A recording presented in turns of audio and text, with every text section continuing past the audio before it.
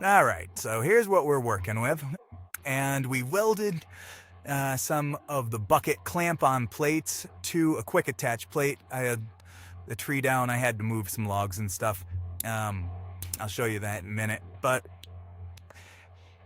so I just welded them on straight 90 degrees to the plate. It worked. It's fine. But you can kind of see our problem here. I don't have much curlback authority. Um, that is maximum back. We're at a 5-degree slope here, and we can see we're a couple inches off the ground. If this was perfectly level, it would be sitting perfectly flat, but that's just not enough rollback to load logs and stuff, especially if your ground is even a little bit sloped downhill. You're totally screwed, as you can see right there. The only way you can start to get that angle is if you start elevating, in which case you may be rolling shit off the front. So what we're going to need to do is figure out what modification we want to make. If you look over at the bucket, you can see just a quick attach plate is actually mounted at like a 30-degree angle or something.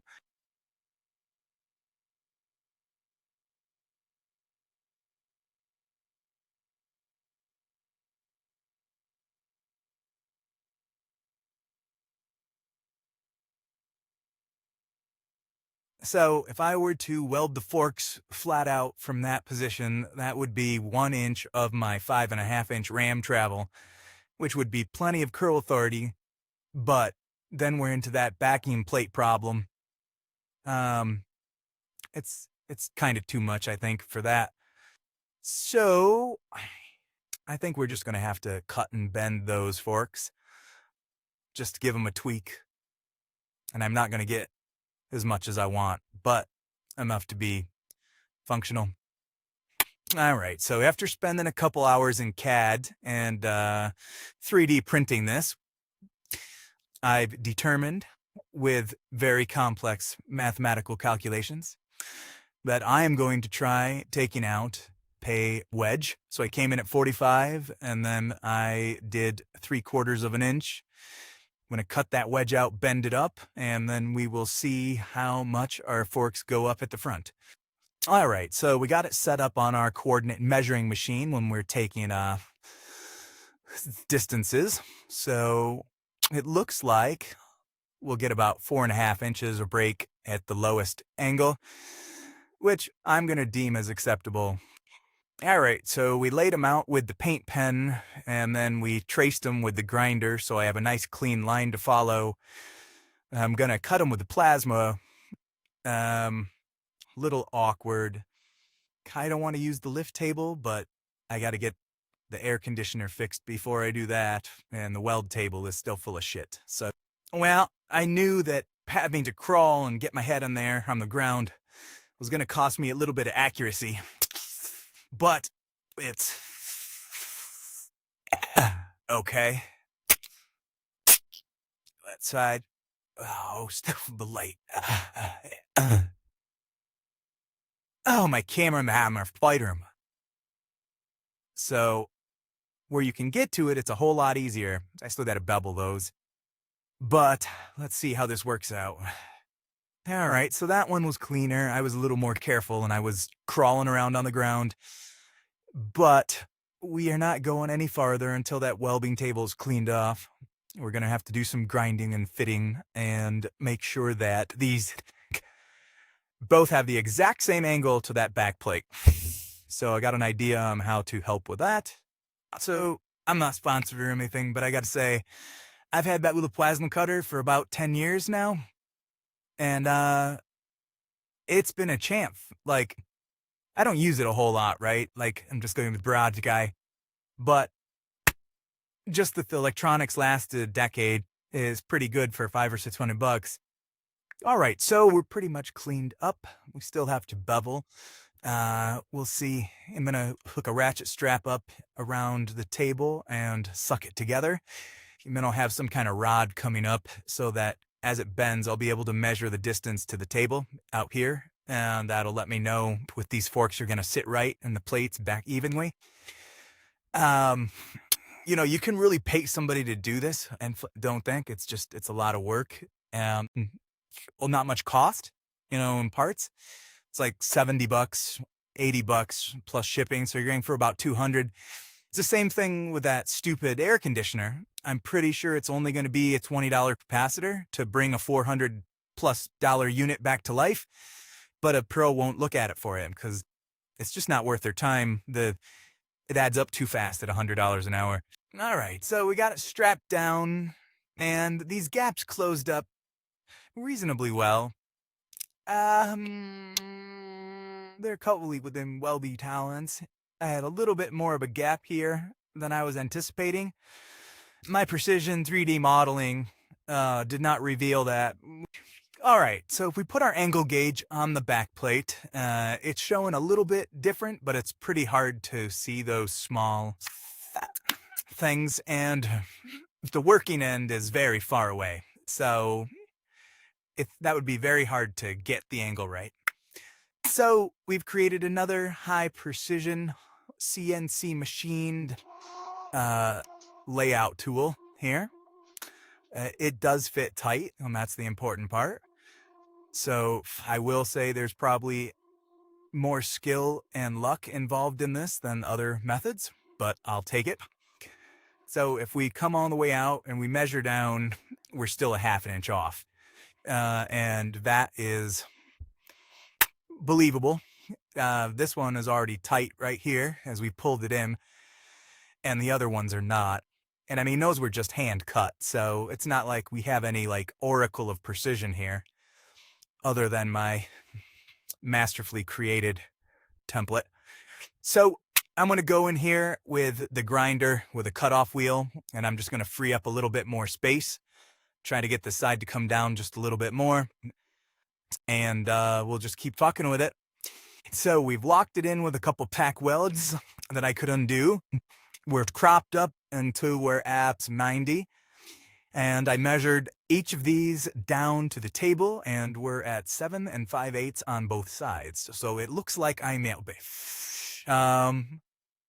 So next, I think I'm going to put it on the machine and check the range of motion. All right, so for are perfectly aligned. That's what Bernal would like. I'm not what's the bat angle we are, son. Well, so go. Or we furtively bound, and we the thing which we never do. And I'll show you on what go back me in.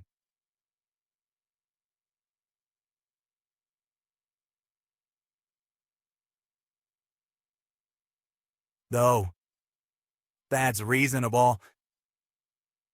I don't want to go through much. Belloc could ball back good, and everything verp way light, though.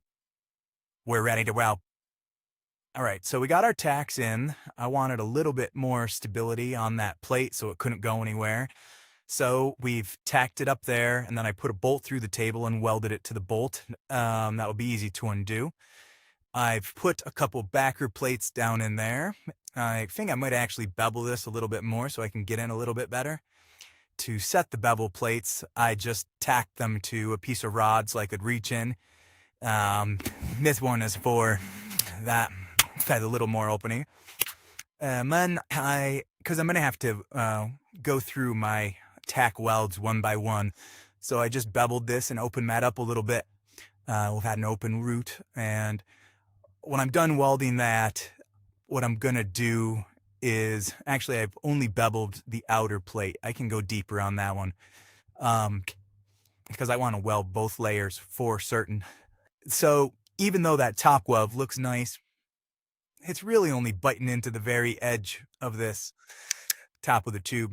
So I'm definitely going to box this part in, or maybe just bring it straight up and box the whole section in. We'll see. All right, so it's a little bit more work, but I cut out the face. And now I'm going to be able to properly tie the old top back with the new top. There's actually still a gap in there. It got plugged up, but so I'll just put a new piece of plate in, weld it on all four sides, and I'll be able to weld it along the top as well and across. And then I'm going to blow a drain hole right in the bottom there to go inside the forks. So as long as the forks are always buff a little bit. Any water that gets in the top uh, will just go straight out the back. And I don't know why they didn't have that to begin with, honestly. Well, this is my version of the Iron Throne. Decisions, decisions, decisions. All right, so we're a little bit closer. I welded a plate down in the bottom there with a drain hole, and I welded it all the way around. And there's also a plug weld, and where it touched the top, the thick part of the weld arm mat. So, probably going to include a little plate here, and maybe another strip down, I don't know. All right, so we got the second side all kind of tacked into place. But you know, I was being fancy, and I was setting it up for a plug weld in there, if you can see it. And guess who sealed it in before doing the plug weld? Yep, that's me. So that's why we keep a stick welder around. This implement is hereby certified under the Farm Boy standards of 2026. It's not pretty, but it should hold. This was a cap because I was slightly undercut because I was thinking about putting a plate across. I don't think I need it, so not with this extra bracing. There's no one path for a brat and propagate. So, for 800 pounds max, I think that this is overdone. Not a lot, but enough. And I also carried this plate out a little bit past so that we have extra support, and I rounded the corners. My version of rounded. So, now let's go find some heavy shit to pick up. I'm afraid I don't have anything that really meets the definition of heavy right now. That's probably 250, 300 pounds. I should test it with more, but all my logs are gone. I was going to lift my lawnmower, but I don't have a pallet for it. So I don't suspect there's going to be any problems. If there are, they're probably going to be cycling problems with fatigue and with flex over time. I did add one more gusset plate in here just to bring the line of force further away from this. An awful lot of weld is going to have to crack before it even gets to this. So for what the machine is, I think we're all right. It's not my most favorite fix. I would have preferred not to have to do that or fix it in some other way, but that's what was available to me. And for an occasional use, I think it went fine, but not an engineer, so mileage will vary. All right, so one more off the project list.